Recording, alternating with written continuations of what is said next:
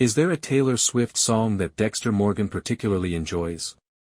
When I discovered that the gorgeous location Prater and his serial killer club had whisked away to was the renowned Ohika Castle, where the Blank Space music video was shot, I found myself asking this question at the beginning of the most recent episode of Dexter, Resurrection. It's a wonderful little detail in a season that keeps delighting me, but to be clear, this has nothing to do with the episode itself. Oddly, the connection never comes up, even though I had identified Al as a Swiftie. In fact, I'm enjoying myself so well that I'm a little disappointed by how fast Dexter is offing his fellow dinner party attendees. Why the rush? I will admit that the show's fast-paced style is one of its strongest qualities, especially considering how chaotic the first few episodes were, even though I would want to spend more time with Prater and his serial killer friends.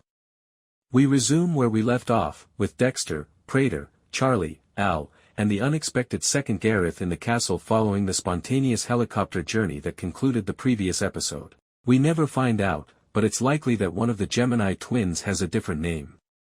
Prater has chosen to bring his guests together for a toast to Lady Vengeance, another amazing food spread. Dexter finally drops the veganism bit, and a little show and tell since that Mia has died by suicide. Dex's voiceover remarks, "This is a much easier way to vet my victims." Now let's hear Rapunzel's story.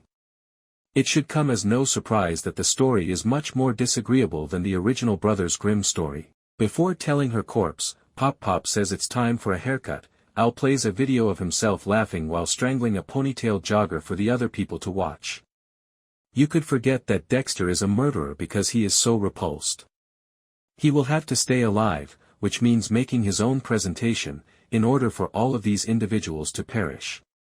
Harry tries to dissuade Dexter from posing as Red, saying that Dex is not an immoral animal like Ronald Schmidt was. Although I understand the distinction, it seems like we are somewhat at odds with one another. Harry's remarks do have an effect, though. For show and tell, Dexter chooses to speak about the two lives he and his countrymen are compelled to lead rather than demonstrate how to cut off the heads of ride-share drivers. Dex reveals, "This Red Schmidt you're looking at is the mask I put on. The dark passenger is only visible to a small number of people, and once they see him, they perish. I'm sorry, but I thought the entire thing was a bit boring, but Gareth and Al certainly identify with the message." Though his face twitching doesn't seem like a good omen, Prater, who was anticipating graphic details, is a little more difficult to interpret. Gareth later observes that Red's refusal to reveal his strategies is out of the ordinary and not what Prater desires from show and tell. Gareth is the first to recognize the Dexter-shaped elephant in the room, even though he doesn't appear to realize that Red is actually the Bay Harbor Butcher. He reflects, "It's funny how everything keeps going off the rails this year. What is different, I ask myself over and over." Before Dexter's doubts grow, he must tend to Gemini. However, their benefactor wants to talk to them in the interim. Prater tells Dexter that he thought the detail-free share was amazing after keeping him guessing with a well-timed pause. He exclaims, "I've never seen anyone let himself be so vulnerable, so relatable."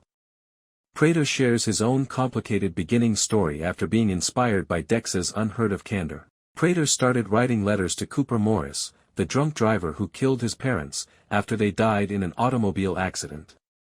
Cooper acknowledged that it wasn't an accident when they eventually met in person, rather, he intentionally crashed his truck into Prater's parents' vehicle. Prater demanded the information and became close to Cooper in the conversations that followed. Like most billionaires who enjoy the sound of their own voice, he tells Dexter, "We were both prisoners of the world's morality. I have no idea what this lunatic is talking about." Prater's obsession with killers began when Cooper eventually came out as a serial killer. He claims, "I felt more connected to him than to my own parents." The main takeaway for me is how adept Peter Dinklage is at peddling complete bullshit, albeit there is a hazy explanation of how Prater felt in control of his life after collecting serial killers and their trophies. Prater tells Dexter that the share brought up memories of his early friendship with Cooper, saying, "The truth is never boring. You never know what someone might be inspired to do." Fortunately, that doesn't motivate Dexter to reveal himself to Prater, which I believe would have a negative outcome. Rather, he makes the decision to speak openly with Gareth, first bringing up the fact that he is a twin. Dexter plays on Gareth's ego before making his move in this thrilling scene, which features outstanding performances from David Dastmalchian and Michael C. Hall. I can't say enough nice things about this cast. He questions out loud whether twins can truly feel each other's suffering. He asks Gareth if he experienced a sting in his chest around 8:20 last night.